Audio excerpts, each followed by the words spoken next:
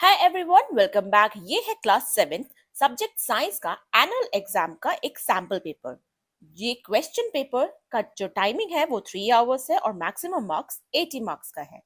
इस question paper को मैंने 5 सेक्शंस में डिवाइड किया है और हर एक सेक्शन में कुछ क्वेश्चंस, जैसे कि सेक्शन ए में फिल इन द ब्लैंक्स हैं, question number 2 true false, question number 3 match the following and question number 4 objective type questions है, जिसके हर एक आंसर देने पर आपको 1 मार्क मिलेगा। सेक्शन जो बी है वो क्वेश्चन नंबर 5 से लेकर 11 तक है, यानी कि 6 क्वेश्चंस हैं जो कि 1 वर्ड आंसर है और हर आंसर पर आपको 1 मार्क मिलेगा।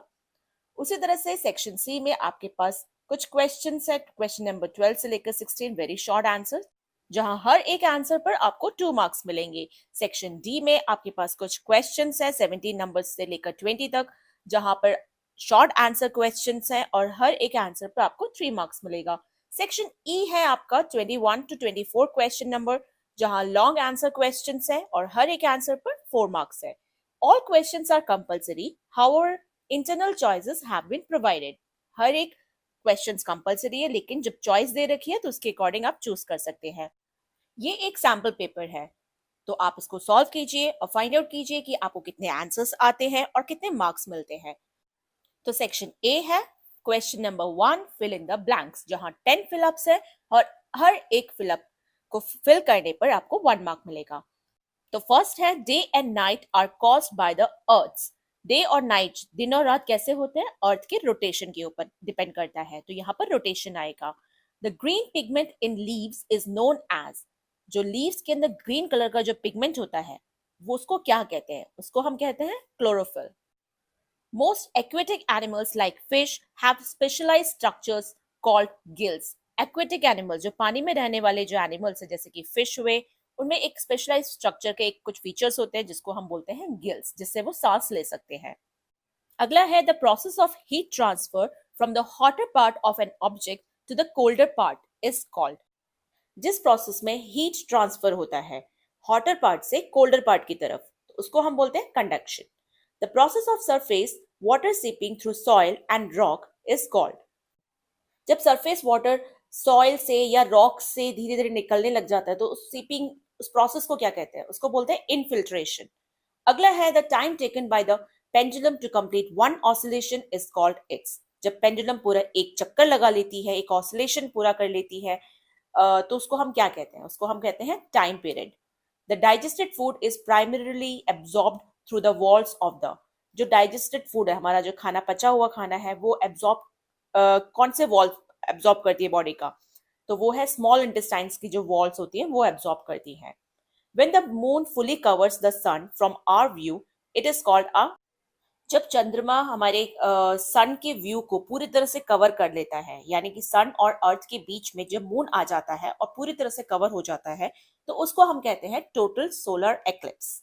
Objects that emit their own light are called dash objects. ऐसे ऑब्जेक्ट जो अपनी खुद की लाइट छोड़ते हैं या देते हैं उसको हम ल्यूमिनस ऑब्जेक्ट्स कहते हैं।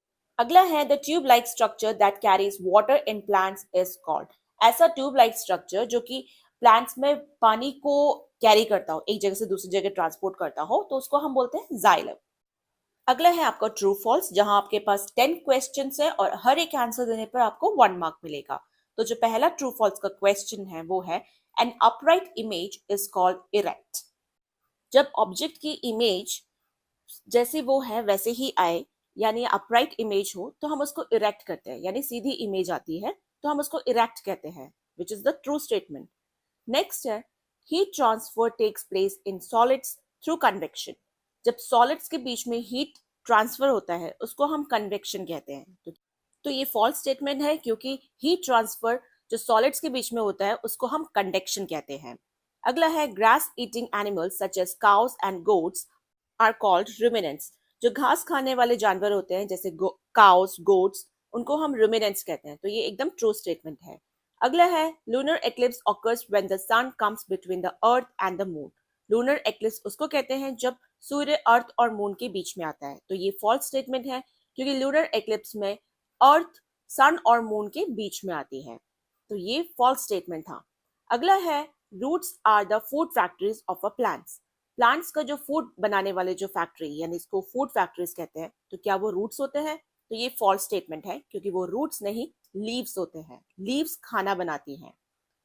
अगला है areas with clay materials allow more seepage of water than those with sandy materials. पानी जो है वो क्ले मटेरियल से ज्यादा आसानी से निकल आता है, जबकि सैंडी मटेरियल से नहीं आता। ये एकदम फॉल्स स्टेटमेंट है। अगला है sunrise happens earlier in Gujarat than in Jharkhand. Sunrise सबसे पहले गुजरात में आ जाता है, झारखंड से पहले। तो ये एकदम फॉल्स स्टेटमेंट है। अगला है in Chennai the longest day occurs on the summer solstice. Solstice means जब जब लंबा दिन होता है या छोटे दिन होते हैं। तो समर और विंटर सॉल्स्टिस दो तरह के होते हैं। तो चेन्नई में जो समर सॉल्स्टिस है, यानी समर और विंटर सॉल्स्टिस दो तरह के होते हैं। तो चेन्नई में सबसे ज्यादा जो समर सॉल्स्टिस का जो लॉन्गेस्ट डे है वो चेन्नई में होता है। तो ये एकदम ट्रू स्टेटमेंट है। अगला है the change in the direction of light by a mirror is called reflection of light. जब जब मिरर के ऊपर जब लाइट पड़ती है तो उसका डायरेक्शन चेंज हो जाता है, तो उसको हम रिफ्लेक्शन ऑफ लाइट कहते हैं। यानी जब लाइट किसी चीज पर टकरा कर, यानी मिरर के ऊपर टकरा कर जब वो उसका रिफ्लेक्ट करती है, तो उसको हम रिफ्लेक्शन ऑफ लाइट कहते हैं। तो ये ट्रू स्टेटमेंट है। अगला है टोटल डिस्टेंस कवर्ड। डिस्टेंस जो फॉर्मूला है, इसका फॉर्मूला होता है speed times total time taken. Yes, speed time होता है। तो ये ट्रू स्टेटमेंट है। अगला है मैच द फॉलोइंग। यहाँ पर आपके पास 8 मैच द फॉलोइंग से और हर एक के आंसर, करेक्ट आंसर पे आपको 1 मार्क मिलेगा। तो मैंने ये आंसर लिख रखा है। तो पहला था पिन होल कैमरा, जो कि बनाता है फॉर्म्स एन इन्वर्टेड इमेज, जो इन्वर्टेड इमेज बनाता है। नेसल पैसेजेस। नेसल पैसेजेस वो होता है जब tiny hair and mucus help to trap dust and dirt from the air we breathe. जब हम सांस लेते हैं तो नोज में हमारे बाल होते हैं, म्यूकस होता है, जो कि डस्ट और डर्ट को ट्रैप कर लेता है, रोक लेता है। अगला है wind pipe. Wind pipe means air reaches our lungs through this part. Wind pipe से हम हवा जो है हमारे लंग्स तक पहुंचती है, सांस हम लेते हैं। अगला है alveoli. Alveoli means exchange of gases, जहां गैसेस का एक्सचेंज होता है, carbon dioxide oxygen and oxygen carbon dioxide, इस तरह से। फिर नेक्स्ट है आपका कन्वेक्शन। कन्वेक्शन होता है the transfer of heat in liquids and gases bye movements of particles. Convection में जो हीट ट्रांसफर होता है वो लिक्विड्स और गैसेस में होता है। फिर है आपका जाइलम। जाइलम होता है water and minerals are transported to the leaves and other parts of plants. Plants के अंदर जो पानी एक जगह से दूसरी जगह तक पहुंचाती है, रूट से लीव्स तक पहुंचाती है, तो वो जाइलम होता है। उस फंक्शन को हम जाइलम कहते हैं। वो ट्यूब लाइक स्ट्रक्चर जो होता है उसको हम जाइलम कहते हैं। अगला है स्पीड। स्पीड होता है the distance covered by an object in unit time. एक पर्टिकुलर टाइम पर डिस्टेंस जितना वो कवर होती है उसको हम स्पीड कहते हैं। फिर है revolution. Revolution means move the motion of an object around another object. एक जो ऑब्जेक्ट है वो दूसरे ऑब्जेक्ट के चक्कर लगा रही है, तो उसको हम रेवोल्यूशन कहते हैं, जैसे कि अर्थ सन के चक्कर लगाती है। अगला है आपका चूज द करेक्ट ऑप्शन। यहाँ पर करेक्ट ऑप्शन को आपको चूज करना है। तो यहाँ पर 7 ऑप्शनल क्वेश्चंस हैं और हर एक आंसर पे आपको 1 मार्क मिलेगा। फर्स्ट है a smoke detector is a device that detect smoke and sounds as alarm. Suppose you are fitting a smoke detector in your room, the most suitable place for this device will B.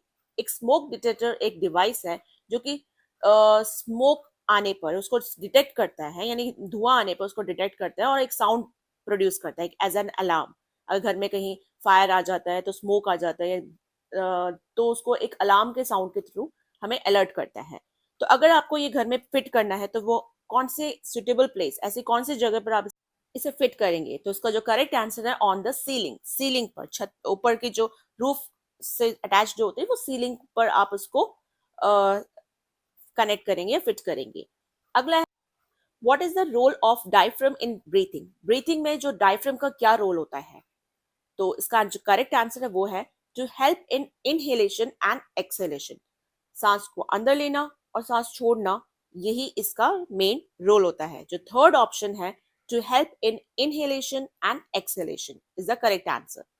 Next है आपका an object moving along a straight line with a constant speed is said to be in।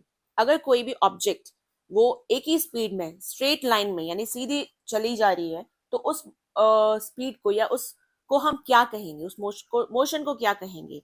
तो जो straight line में constant speed पे चल रही है, तो उसको हम यूनिफॉर्म लीनियर मोशन कहेंगे। तो जो फर्स्ट ऑप्शन है uniform linear motion is the correct answer. Next है आपका plants break down glucose and release energy by a process called. जब पेड़ ग्लूकोज को रिलीज करती है, खाने को तोड़ती है, यानी ग्लूकोज को तोड़ती है और उसके बाद उसको एनर्जी में कन्वर्ट करती है, तो इस प्रोसेस को हम क्या कहेंगे? तो ये जो प्रोसेस होती है उसको हम कहेंगे रेस्पिरेशन। नेक्स्ट है four friends use the following ways to see the solar eclipse. चार दोस्तों ने सोलर एक्लिप्स देखने का सोचा, तो उन्होंने चार तरीके यूज किए, अपने अपने तरीके यूज किए। Who among them was being careless. इन चारों में से जो सबसे ज्यादा केयरलेस है, यानी कि जिसने ठीक से केयरलेसली इसको देखने की कोशिश की, तो वो कौन होगा वो आपको बताना है। तो Ravi Kiran use a solar eclipse goggle. Ravi Kiran ने सोलर एक्लिप्स गूगल यूज किया। ज्योति ने यूज किया mirror to project the sun's image. एक मिरर किया जिसमें सन की इमेज दिखे। Aditya saw the sun directly with his eyes. Aditya ने सूर्य को सीधे अपनी आंखों से देखने की कोशिश की। And Aruna attend a programme arrange by a planetarium. Aruna ने प्लानिटोरियम का जो प्रोग्राम था वो जो अरेंज किया था प्लानिटोरियम वालों ने, उसको देखा, अटेंड किया। तो इन चारों में से जो थर्ड ऑप्शन है, Aditya saw the sun directly with his eyes, is the correct answer. Next है on the basis of following statements choose the correct option. अब जो स्टेटमेंट दे रखे हैं उसके बेसिस पे जो ऑप्शन दे रखे हैं उनमें से आपको करेक्ट जो होगा वो आपको सेलेक्ट करना है। तो स्टेटमेंट है image form by a plane mirror is a laterally inverted. जो प्लेन मिरर यानी सामने, अगर मिरर के सामने आप खड़े हो जाते हो तो जो इमेज आती है वो सीधी होती है लेकिन इन्वर्टेड होती है, उल्टी होती है। और जो इमेज बनती है, स्टेटमेंट बी में लिखा है alphabets T and O appear identical to themselves in a plane mirror. अगर आप टी और ओ को मिरर के सामने रखेंगे तो वो उसकी इमेज वैसी की वैसी आएगी। तो क्या ये स्टेटमेंट करेक्ट है या फॉल्स है, या एक करेक्ट है दूसरा फॉल्स है, ये आपको बताना है। तो फर्स्ट ऑप्शन है बोथ स्टेटमेंट्स आर ट्रू, तो ये करेक्ट आंसर है। अगला है your father brought a sauce pan made of two different materials A and B as shown in figure. आपके पापा जो है एक सॉस पैन लेकर आए जिसमें दो मटेरियल्स यूज किए गए, ए एंड बी, फिगर में दे रखा है। तब इसके बेसिस पे आपको बताना है उसकी प्रॉपर्टीज क्या होगी। क्या दोनों ही गुड कंडक्टर ऑफ हीट होंगे, या बोथ दोनों ही पुअर कंडक्टर ऑफ हीट है, या ए गुड कंडक्टर है या बी पुअर कंडक्टर है, या फिर ए पुअर कंडक्टर है या B is a good conductor, ये आपको बताना है। तो जो इसका करेक्ट आंसर है वो है C option, A is a good conductor and B is a poor conductor of heat. तो ये इसका करेक्ट आंसर है। अगला है आपका सेक्शन बी, जहां पर आपको वन वर्ड आंसर देना है और हर एक आंसर पर आपको 1 मार्क मिलेगा। तो जो पहला क्वेश्चन है वन वर्ड आंसर का, what is the process by which all objects exchange heat with their surroundings. वो कौन से प्रोसेस है जहां पर हर ऑब्जेक्ट अपनी सराउंडिंग आसपास से हीट को एक्सचेंज करती है, सराउंडिंग की मदद से अपने अंदर से हीट को एक्सचेंज करती है, तो उस प्रोसेस को हम क्या कहते हैं? तो जो इसका करेक्ट आंसर है वो है radiation. Radiation is the correct answer of this question. अगला है what type of motion has changing speed in a straight line. Straight line में जब कोई भी मोशन या स्पीड जब चेंज होती है तो उस मोशन को हम क्या कहते हैं? तो उस मोशन को हम कहेंगे नॉन यूनिफॉर्म लीनियर मोशन। जब स्ट्रेट लाइन पर कोई भी ऑब्जेक्ट मूव कर रही है लेकिन स्पीड चेंज होती जा रही है तो उसको हम नॉन यूनिफॉर्म लीनियर मोशन कहेंगे। अगला है which body system transports nutrients and oxygen to all parts of the body। वो बॉडी सिस्टम ऐसा कौन सा ऑर्गन सिस्टम है जो कि हमारे बॉडी के अंदर न्यूट्रिएंट्स और ऑक्सीजन को सारे पार्ट्स में डिस्ट्रीब्यूट करती है या ट्रांसपोर्ट करती है? तो इसका जो करेक्ट आंसर है वो है सर्कुलेटरी सिस्टम। अगला है what are the tiny openings on leaves that help in exchange of gases called. Leaves के अंदर वो छोटे छोटे ओपनिंग्स जिसके थ्रू गैसेस का एक्सचेंज होता है, तो उसको हम क्या कहते हैं? लीव्स के ऊपर जो एक ओपनिंग्स होती है, टाइनी ओपनिंग, छोटी छोटी ओपनिंग्स होती है, तो उसको हम कहते हैं स्टोमेटा। स्टोमेटा उसको करेक्ट आंसर है। अगला है what is the change in direction of light by a mirror called. जब लाइट मिरर के ऊपर पड़ती है तो वो उसके अंदर एक डायरेक्शन चेंज आ जाता है, यानी लाइट सीधी आ रही थी तभी अचानक से वो टकराकर चेंज कर देती है डायरेक्शन, तो उसको हम कहेंगे रिफ्लेक्शन। नेक्स्ट है which part of the body protects the lungs. Lungs को प्रोटेक्ट करने वाला जो बॉडी पार्ट होता है वो कौन सा होता है? तो जो इसका करेक्ट आंसर है वो है रिब केज। रिब केज जो होती है वो लंग्स को प्रोटेक्ट करती है। नेक्स्ट है what is the event called when the moon comes between the sun and the earth. जब मून सन और अर्थ के बीच में आती है तो उसको हम क्या कहते हैं? Solar eclipse. उसको हम सोलर एक्लिप्स कहते हैं। तो ये था वन वर्ड क्वेश्चन के आंसर्स। अगला जो सेक्शन सी है, यहाँ पर आपके पास वेरी शॉर्ट आंसर क्वेश्चंस हैं, जहां पर 5 क्वेश्चंस है और हर एक आंसर पर आपको 2 मार्क्स मिलेंगे। तो जो पहला क्वेश्चन है वेरी शॉर्ट आंसर का, वो है why are hollow bricks used to construct the outer walls of houses in hot region? गर्म वाले इलाके में जब बाहर की दीवार बनती है तो जो ब्रिक्स होते हैं या ब्रिक्स यूज की जाती है वो होलो वाले यूज की जाती है, यानी कि जिसमें थोड़ा सा गैप हो। तो क्यों यूज की जाती है? तो उसका जो करेक्ट आंसर है, hollow bricks contains air spaces which reduce heat transfer and keeps houses cool. Hollow bricks का यूज इसलिए किया जाता है क्योंकि उसके जो बीच में हवा आसानी से पास हो सके, विच कंटेन एयर स्पेसेस, जो कि हीट ट्रांसफर को रिड्यूस करती है और घर को ठंडा रखती है। नेक्स्ट है, calculate the speed of a car that travels 150 meters in 10 seconds. Express your answer in kilometer per hour. Speed निकालनी है कार की और यहाँ पर आपके पास डिस्टेंस दे रखा है 150 मीटर और टाइम दे रखा है 10 सेकेंड्स। लेकिन आपको जो आंसर निकालना है वो किलोमीटर पर आवर में निकालना है। तो पहले तो हम स्पीड निकालेंगे। तो स्पीड का जो फॉर्मूला होता है वो होता है distance divide by time, which is 150 meter divide by 10 second, यानी 15 मीटर पर सेकेंड। अब जब आप मीटर पर सेकेंड को किलोमीटर पर आवर में करेंगे तो आपको मल्टीप्लाई करना पड़ेगा 18/5। वो इसलिए जब हम मीटर पर सेकेंड को किलोमीटर पर आवर में चेंज करते हैं, यानी मीटर जो कि किलोमीटर से छोटा ही होता है, तो 1 meter is equal to 1/1000 kilometer हो जाएगा। जब हम छोटे यूनिट को बड़े यूनिट में चेंज करते हैं तो डिवाइड करते हैं। उसी तरह से जब सेकेंड यानी कि छोटा यूनिट है सेकेंड, आर ग्रेटर यूनिट है, बड़ा यूनिट है, तो 1 सेकेंड को जब हम आर में चेंज करते हैं तो 1/3600 करते हैं। मीटर सेकेंड पर सेकेंड का मतलब होता है मीटर डिवाइड बाय सेकेंड।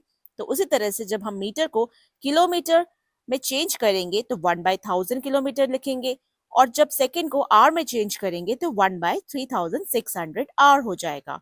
अब क्योंकि ये डिवाइड है तो जब हम इसको रेसिप्रोकल करेंगे मल्टीप्लाई कर तो ये आपका आ जाएगा 3600 डिवाइड बाय 1000 और कैंसिलेशन करेंगे तो आपका आंसर आएगा 18/5, यानी कि 1 meter per second is equal to 18/5 kilometer per our.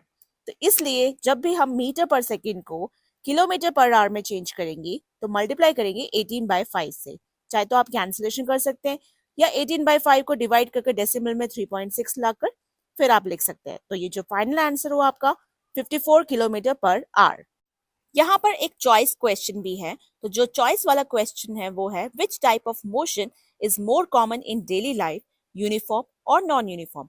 Provide 3 examples from your experience to support your answer. कि किस तरह के मोशन जो है वो डेली लाइफ में हम ज्यादातर देखते हैं, यूनिफॉर्म मोशन या नॉन यूनिफॉर्म मोशन। और जो भी आपका आंसर है उसके सपोर्ट में आप कुछ एग्जाम्पल्स भी दे सकते हैं।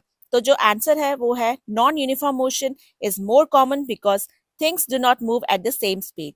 इसका जो आंसर है वो है नॉन यूनिफॉर्म मोशन, क्योंकि जो चीजें होती हैं वो सेम स्पीड में मूव नहीं करती। कभी हमें ज्यादा स्पीड रखनी पड़ती है, कभी कम स्पीड। जैसे कि एग्जाम्पल के तौर पे वॉकिंग, कार इन ट्रैफिक या साइकिलिंग। तो ये कुछ एग्जाम्पल्स आप लिख सकते हैं। अगला है, we often sneeze when we inhale a lot of dust laden air. What can be possible explanations for this? जब हम बहुत धूल मिट्टी वाली जगह जाते हैं तो हमें छींक आती है, तो वो ऐसा क्यों होता है? तो उसका जो आंसर है, dust irritates nasal passages triggering sneezing to remove dust particles. क्योंकि जो धूल मिट्टी है वो हमारी नाक के थ्रू जाती है और फिर हमें इरिटेट करती है, जिससे हमें स्नीजिंग आती है यानी छींक आती है और वो डस्ट पार्टिकल्स निकल जाते हैं। अगला है, X is broken down using Y to release carbon dioxide, Z and energy. X को जब Y के साथ ज्वाइन करते हैं, जैसे X plus Y, तो फिर वो रिलीज करती है carbon dioxide, Z and energy. तो X, Y, Z are 3 different components of the process. What do X, Y and Z stand for? ये तीनों एक components हैं, different components. तो ये तीनों क्या stand करते हैं वो आपको बताना है। तो जो इसका आंसर है वो है, X is equal to glucose, Y is equal to oxygen and Z is equal to water. अगला है आपका the Indian cricket team matches in Australia are often held in December, should they pack winter और summer clothes for their trip. अगर मान लीजिए कि Indian cricket team का जो मैच है वो ऑस्ट्रेलिया में होने वाला है, वो भी दिसंबर के मंथ में, तो क्या वो विंटर सीजन के हिसाब से पैकिंग करेंगे, कपड़े लेके जाएंगे, या समर सीजन के हिसाब से? तो जिसका आंसर है वो ये है, they should pack summer clothes because December is summer in Australia. Team जो है वो समर क्लोथ्स पैक करेंगे, यानी समर सीजन में पहने जाने वाले कपड़े, क्योंकि ऑस्ट्रेलिया में दिसंबर के मंथ में समर सीजन होता है, यानी गर्म सीजन रहता है वहां पर। अगला है आपका सेक्शन डी, जहां आपके पास कुछ शॉर्ट आंसर क्वेश्चंस होंगे। 4 क्वेश्चंस हैं और हर आंसर पर आपको 3 मार्क्स मिलेंगे। तो जो पहला वर्ड शॉर्ट आंसर क्वेश्चन है वो है, explain how water seeps through the surface of the earth and gets stored as ground water. अब आपको ये बताना है कि पानी किस तरह से अर्थ के सरफेस से निकल कर और स्टोर हो जाता है एज अ ग्राउंड वाटर, जमीन के अंदर चला जाता है और स्टोर हो जाता है एज अ ग्राउंड वाटर। तो आंसर है, rain water seeps through the soil by a process called infiltration. जो बारिश का पानी होता है वो सॉइल के अंदर चला जाता है और उसको प्रोसेस को बोलते हैं infiltration. It moves downward through the soil and rocks and collects in the spaces between them. फिर ये सॉइल मिट्टी से और रॉक्स पहाड़ चट्टानों से भी नीचे जाकर कुछ स्पेसेस में जाकर वो कलेक्ट हो जाती, जगह जो होती है वहां पर कलेक्ट हो जाती है, और इस स्टोर्ड वाटर को हम बोलते हैं ग्राउंड वाटर, जो कि स्टोर होता है अंडरग्राउंड लेयर्स में, जिस अंडरग्राउंड लेयर्स को बोलते हैं एक्विफर्स। तो ये वो प्रोसेस है जिसके थ्रू जब बारिश का पानी या कोई भी पानी जो होता है वो ग्राउंड में जाकर नीचे जमा हो जाता है as a ground water. Next है आपका, Yadu conducted an experiment to test his idea. He took 2 test tubes A and B and added a pinch of rice flour to the test tubes, half filled with water, and stirred them properly. Yadu ने एक experiment करने की सोची। उसने 2 test tubes लिए, ए and B mark किया उस पर, और उसके अंदर थोड़ा सा राइस का जो आटा है वो डाला, और half filled with water and stirred them properly, और दोनों को आधा पानी मिलाकर अच्छे से मिला दिया। To test tube B, he added a few drops of saliva. उसने सेकेंड वाले टेस्ट ट्यूब यानी टेस्ट ट्यूब बी के अंदर थोड़े कुछ ड्रॉप्स सलाइवा डाले। He left the 2 test tubes for 35 to 45 minutes. उसने दोनों टेस्ट ट्यूब को 35 से 45 मिनट्स तक बिना छेड़े एक जगह रख दिया। After that, he added iodine solution into both the test tubes. फिर उसने दोनों के अंदर आयोडीन सॉल्यूशन डाला। Experimental results are as shown in the figure. Experimental results दे रखा है आपको। What do you think he wants to test? वो क्या टेस्ट करना चाहता था? Yadu wants to test the effect of saliva on starch. वो ये देखना चाहता था कि सलाइवा का स्टार्च पर क्या इफेक्ट होता है। सलाइवा जो कि हमारे माउथ में होता है, watery substance. Saliva breaks down starch into similar substance. Saliva जो होता है वो स्टार्च को छोटे सब्सटेंस में ब्रेक डाउन कर देती है, तोड़ देती है। और ये जो आयोडीन टेस्ट होता है, the iodine test shows whether starch is present और नॉट। आयोडीन जो टेस्ट है वो पता करती है कि किसी भी चीज में स्टार्च है या नहीं। अब जो एक चॉइस वाला क्वेश्चन है वो है, Krishna set up an experiment with 2 potted plants of same size and placed one of them in sunlight and the other in a dark room as shown in figure. Krishna ने एक एक्सपेरिमेंट किया, 2 potted plants लिए same size के, एक को रखा रोशनी में और एक को अंधेरे में। अब आपको आंसर द फॉलोइंग क्वेश्चंस देने हैं। What idea might she be testing through this experiment? कि वो इस एक्सपेरिमेंट से क्या टेस्ट करना चाहती थी। What are the visible differences in plants in both the condition? क्या विजिबल डिफरेंस, इन देखने से क्या डिफरेंस पता चल रहा है उन दोनों प्लांट्स के अंदर। And according to you, leaves of which plants confirm the iodine test for the presence of starch? और आपके हिसाब से किस पेड़ के पत्तियों में आयोडीन टेस्ट हम अच्छे कंफर्म हो सकता है कि उसमें स्टार्च है या नहीं, पता लगा सकते हैं। तो आप इन तीनों का जो आंसर है वो है, तो जो फर्स्ट था कि वो क्या टेस्ट करना चाहती है, she is testing whether sunlight is necessary for photosynthesis. वो ये टेस्ट करना चाहती थी कि क्या सनलाइट जरूरी है फोटोसिंथेसिस के लिए, यानी कि जो प्रोसेस जिसमें लीव्स खाना बनाती है उसको फोटोसिंथेसिस कहते हैं, जिसमें सनलाइट का यूज नेसेसरी पार्ट होता है। अगला था कि क्या विजिबल डिफरेंस दिख रहे हैं आपको। The plant kept in sunlight remains green while the plant kept in the dark turns yellow. जो पौधा सनलाइट के प्रेजेंस में था वो ग्रीन था, और जो पौधा डार्क में था वो येलो था। और जो थर्ड था आयोडीन टेस्ट वाला, the leaves of the plant kept in sunlight give a positive iodine test for starch. जो प्लांट जिनकी पत्तियां सनलाइट में थी, यानी प्लांट जो सनलाइट में था, उनकी पत्तियों में पॉजिटिव आयोडीन टेस्ट कर पाए क्योंकि उसमें स्टार्च प्रेजेंट था। अगला है आपका a car cover 60 kilometer in the first hour, 70 kilometer in the second hour and 50 kilometer in the third hour. Is the motion uniform? Justify your answer, find the average speed of the car. एक car है जो कि पहले घंटे में 60 kilometre cover करती है, दूसरे घंटे में 70 किलोमीटर और तीसरे घंटे में 50 किलोमीटर। तो आपको बताना है क्या ये यूनिफॉर्म मोशन है, और अपने आंसर को जस्टिफाई करना है और एवरेज स्पीड निकालनी है उस कार की। तो आइए देखते हैं इसका आंसर क्या होगा। तो पहले तो अगर आप देख पा रहे हैं तो तीनों घंटे में जो उसकी स्पीड है वो चेंज होती जा रही है। वो जितना डिस्टेंस कवर कर रहा है वो आपको दिख रहा है।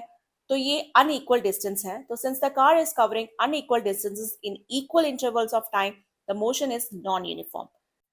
तो ये जो मोशन है वो नॉन यूनिफॉर्म मोशन है। टोटल डिस्टेंस इसने कवर की इस गाड़ी ने वो है 60 for in 1 hour, 70 in the second hour and 50 in third hour. तो टोटल हो गया 180 किलोमीटर। टोटल टाइम था 3 घंटे का, 3 आवर्स। तो एवरेज स्पीड निकालने के लिए total distance divide by total time करना होगा। तो आंसर है 60 किलोमीटर पर आवर। तो therefore the average speed of the car is 60 kilometre per hour. तो ये हो गया आपका आंसर। अगला जो है वो है आपका, why do you think lunar eclipses can be seen from a large part of the earth when they happen, but so total solar eclipse can be seen by only a small part of the earth?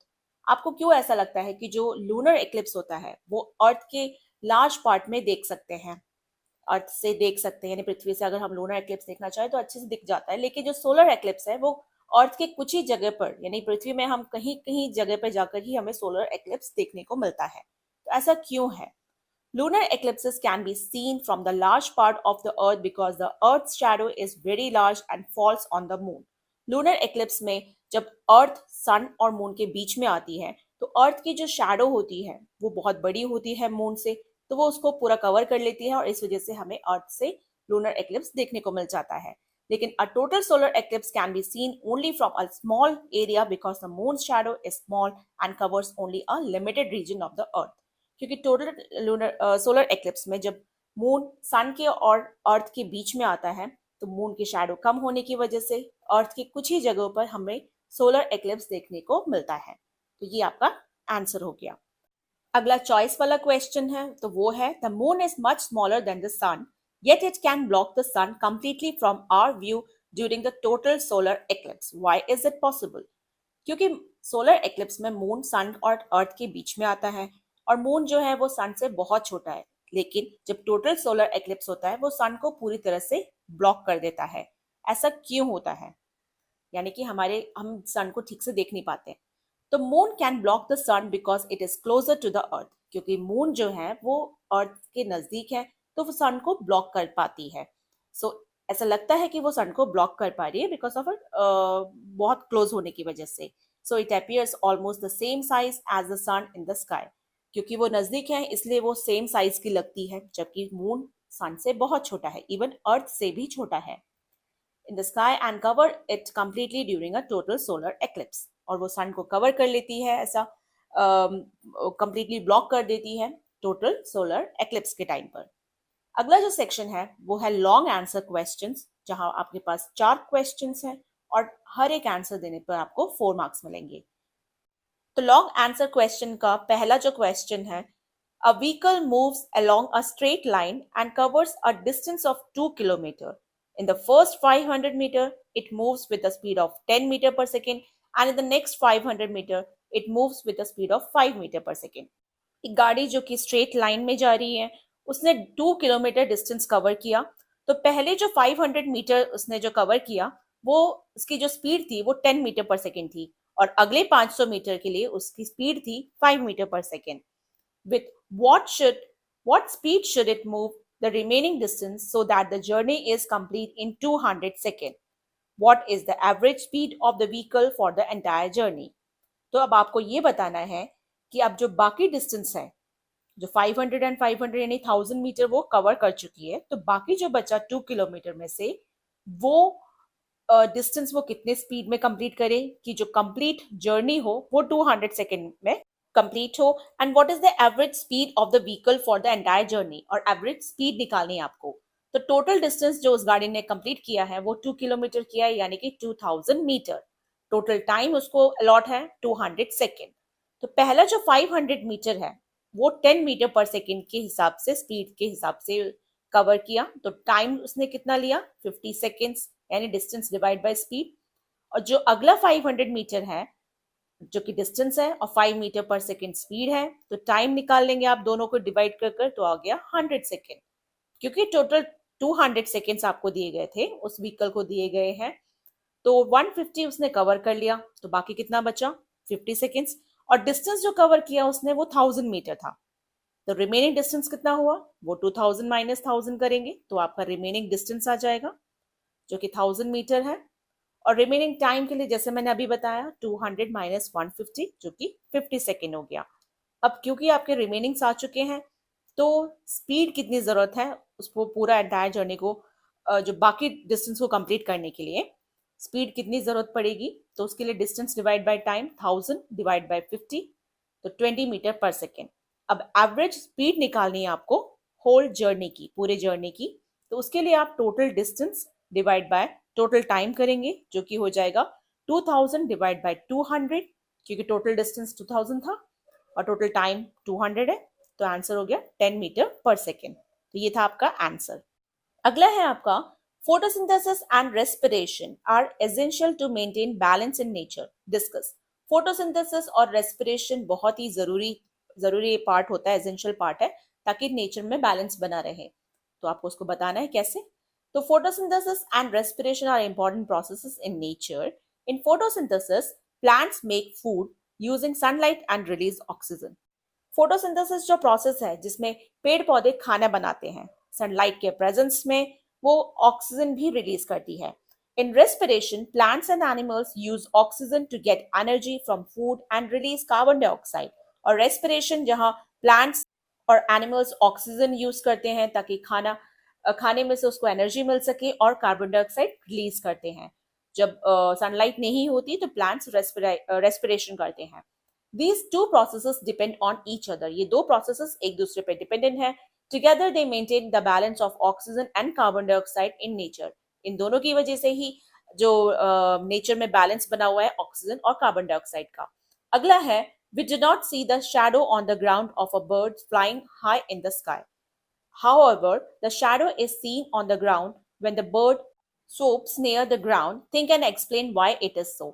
आपने देखा होगा कि चिड़िया जो है वो जब आसमान में उड़ती है तो उसकी जो परछाई होती है वो हमें देखने को नहीं मिलती, लेकिन जैसे ही वो जमीन के आसपास आ जाती है या पास में आ जाती है उड़कर, तो उसकी शैडो या परछाई जमीन पर दिखने लग जाती है। तो ऐसा क्यों होता है वो आपको बताना है।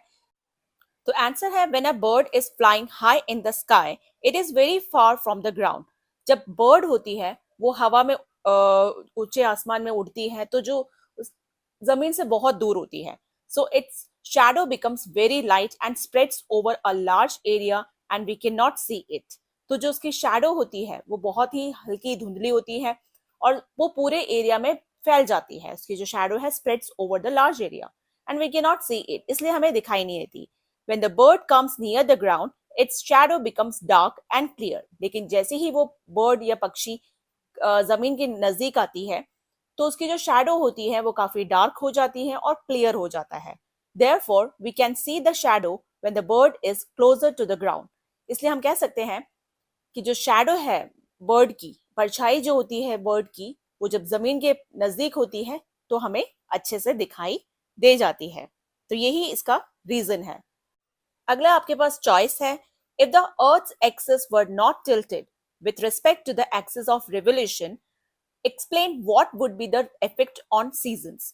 कि अर्थ की अगर एक्सिस यानी अर्थ जो पृथ्वी है अगर वो हल्की झुकी हुई ना हो, टिल्ट ना हो, तो इस एक्सिस ऑफ रेवोल्यूशन पर क्या फर्क पड़ेगा। Explain what should be the effect on seasons, और सीजन्स पे क्या इफेक्ट पड़ेगा। If the earth's axis were not tilted, all parts of the earth would receive equal sunlight throughout the year. अगर अर्थ जो पृथ्वी है वो अपनी धुरी पर टिल्टेड ना हो, यानी झुकी हुई ना हो, तो जो पृथ्वी पर हर जगह एक ही तरह का सनलाइट पूरे साल भर मिलेगा सबको। There would be no change in the length of days and night, days और नाइट का भी कोई फर्क नहीं पता चल पाएगा, एक ही जैसा होगा। As a result seasons like summer, winter and monsoon would not occur. उसी तरह से जो सीजन्स हैं, समर सीजन, विंटर सीजन या मानसून, ये सब भी नहीं होंगे। तो अर्थ का हल्का सा टिल्ट होना बहुत ही ज्यादा जरूरी है, और वो इसी वजह से ही हमारे पृथ्वी पर डे एंड नाइट्स होते हैं और सीजन्स भी आते हैं। अगला है आपका 24th question. The water cycle helps in the redistribution and replenishment of water on the earth. Justify the statement. कि जो वाटर साइकिल है वो रीडिस्ट्रीब्यूशन भी करती है और रिप्लेनिशमेंट भी करती है पानी का पृथ्वी के ऊपर, यानी कि वाटर साइकिल से पानी की पूर्ति भी हो जाती है, घूमकर वो अपनी जगह वापस भी आ जाती है। तो इसको जस्टिफाई करना है, तो मैंने दो तरह के आंसर्स लिखे, short answers and long answer. अगर आपके मार्किंग 5 मार्क्स का आता है तो आप लॉन्ग आंसर भी लिख सकते हैं। तो शॉर्ट आंसर में आप ऐसे लिख सकते हैं, the water cycle involves evaporation, condensation and rainfall। Water cycle में 3 चीजें होती हैं, स्टेप्स होते हैं, evaporation, condensation and rainfall। It returns water to rivers। जैसी बारिश होती है पानी वापस नदियों में आ जाता है, लेक्स, झरनों में आ जाता है और अंडरग्राउंड सोर्सेस में आ जाता है, keeping the supply of water continuous, ताकि पानी की जो पूर्ति है वो पूरी होती रहे और चलती रहे। That's why the water cycle helps in redistribution and replenishment of water on earth। इस तरह से पानी की जो पूर्ति है वो हर जगह होती रहती है और पानी की कमी भी नहीं होती। लॉन्ग आंसर में आप पॉइंट वाइज लिख सकते हैं, the water cycle helps in redistribution and replenishment of water on the earth because, जो इसका कारण है वो है water evaporates from oceans, rivers and lakes due to the sun's heat. कि जो पानी होता है वो एवेपोरेट होता है, भाप बन के उठता है जब सूरज की रोशनी इन ओशियंस में, रिवर्स में और झरने में पड़ती है, तो वो भाप बन के पानी जो है वो एवेपोरेट हो जाता है। It then condenses to form clouds, फिर वो ठंडा होकर क्लाउड्स में बदल जाता है। These clouds bring rain, precipitation that falls on the cloud on the land. ये जो क्लाउड्स होते हैं, फिर ये जो बादल है उसमें से फिर बारिश होती है और वो जमीन पर वापस आ जाता है। The rainwater flows back into rivers, lakes and oceans or seeps into the ground to become groundwater। यही जो बारिश का पानी होता है वो वापस नदियों में, झरनों में, समुद्र में वापस जमीन के अंदर ग्राउंड वाटर तक पहुंच जाता है। So the water cycle spreads, redistributes water to different parts of the earth and refills, replenishes water in rivers, lakes, oceans and underground sources। तो इस तरह से वाटर साइकिल जो है वो वापस अपनी अपनी जगह डिस्ट्रीब्यूट या स्प्रेड हो जाती है, वापस अपने अपने जगह पहुंच जाती है और हर जगह जो रिफिल भी कर देती है, जैसे कि रिवर्स में पानी अच्छे से आ जाता है, झरनों में भी आ जाता है, समुद्र में और अंडरग्राउंड में भी अच्छे से पानी पहुंच जाता है। तो इस तरह से आप शॉर्ट मार्किंग के हिसाब से शॉर्ट आंसर या लॉन्ग आंसर्स लिख सकते हैं। तो ये था एक सैम्पल पेपर आपके एग्जाम के लिए, यानी फाइनल एग्जाम के लिए। आप इसे सॉल्व कीजिए और आंसर्स चेक कीजिए कि आपने कितना स्कोर किया। इस तरह के और वीडियोस मैं लेकर आऊंगी, बाकी सब्जेक्ट्स के सैम्पल पेपर्स में बहुत जल्दी शेयर करूंगी। Thanks for watching. Please like, share, comment and subscribe. Till then, bye bye.